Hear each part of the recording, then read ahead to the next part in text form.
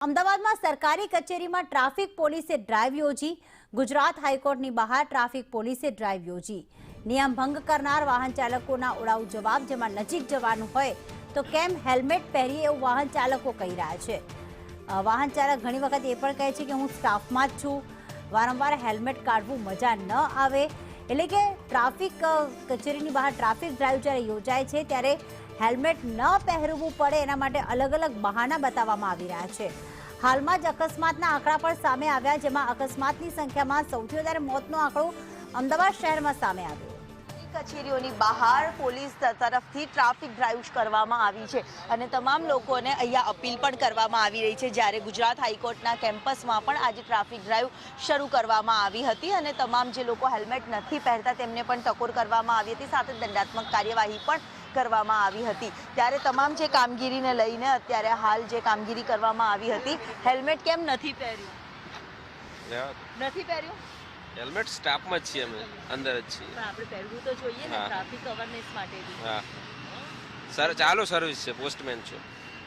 Traffic નિયમોનું પાલન ના કરીએ ને સરકારી કચેરીઓની બહાર જ્યારે ડ્રાઈવ થાય ત્યારે આપણે અમારે દર મિનિટે બાઇકમાંથી ઉતરવાનું, કઈ રીતે ટ્રાફિક નિયમનું પાલન? હેલ્મેટ પહેરવું શક્ય નથી એમ? પહેરવું જ પડે, પણ ડ્રાઇવિંગ વખતે પહેરવું પડે, અમારે સર્વિસ જ એવી છે।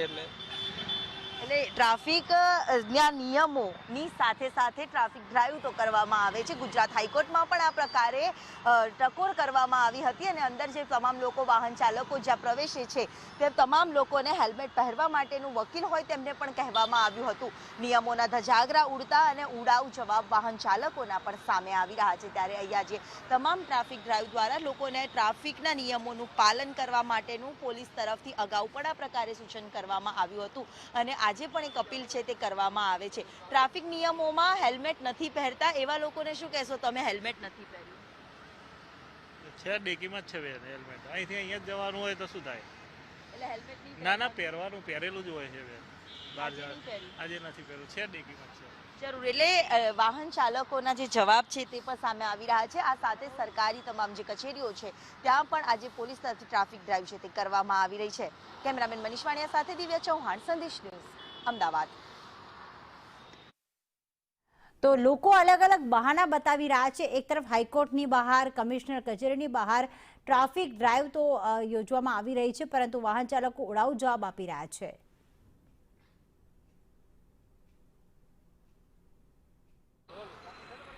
અમદાવાદના રસ્તાઓ પર ટ્રાફિક નિયમનું ઉલ્લંઘન કરનારા વાહન ચાલકો વિરુદ્ધ અત્યારે ટ્રાફિક પોલીસની જે કામગીરી છે તે જોવા મળી રહી છે।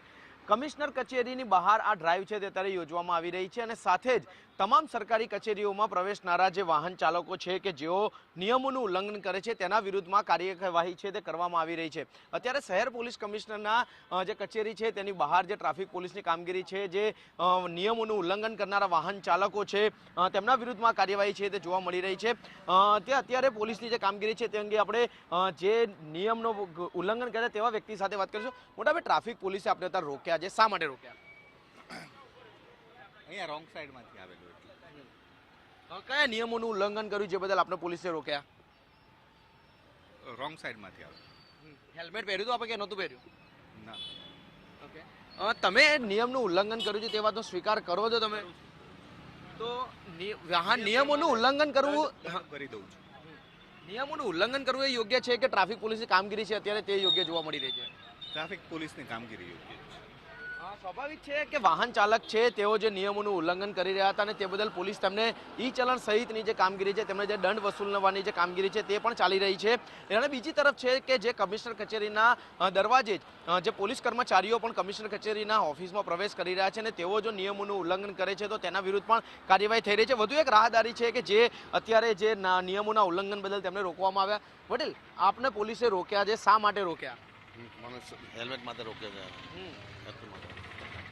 તમે હેલ્મેટ શા માટે નથી પહેર્યું, શું કહેશો? મારા હમણાં મિસિસ દવાખાનામાં છે એટલે થોડું અર્જન્ટમાં માલ લઈને નીકળ્યો છું, ગ્રાહકને માલ આપવા માટે। ખરેખર હોસ્પિટલમાં છે કે પોલીસથી બચવા માટે? નહીં, ખરેખર હોસ્પિટલ છે। સ્વાભાવિક છે કે લોકો આવા બહાના કાઢતા અવારનવાર જોવા મળતા હોય છે, કારણ કે જ્યારે પણ પોલીસ તેમને રોકે ત્યારે સ્વાભાવિક છે કે તેમના બહાના કદાચ તેમને બચાવી લેવા માટે મદદરૂપ થતા હોય છે, પરંતુ અત્યારે જે ડ્રાઈવ છે તે જોતા સ્પષ્ટ લાગી રહ્યું છે કે જો પોલીસ કર્મચારીઓને જ પોલીસ નથી બક્ષી રહી તો અન્ય વાહન ચાલકો નિયમોના ઉલ્લંઘન બદલ કેવી રીતે બચશે તે સૌથી મોટો પ્રશ્ન છે. અને પોલીસની કામગીરી છે તે ન માત્ર એકાદ જગ્યા ઉપર પરંતુ અમદાવાદના તમામ જે સરકારી કચેરીઓ અને તેની સાથે જ મુખ્ય માર્ગો પર પણ જોવા મળી રહી છે, જેથી કરીને લોકો વાહનના નિયમોનું ઉલ્લંઘન કરતા અટકે. કેમેરામેન મેહુલ પટેલ સાથે જિગ્નેશ પટેલ, સંદેશ ન્યૂઝ, અમદાવાદ.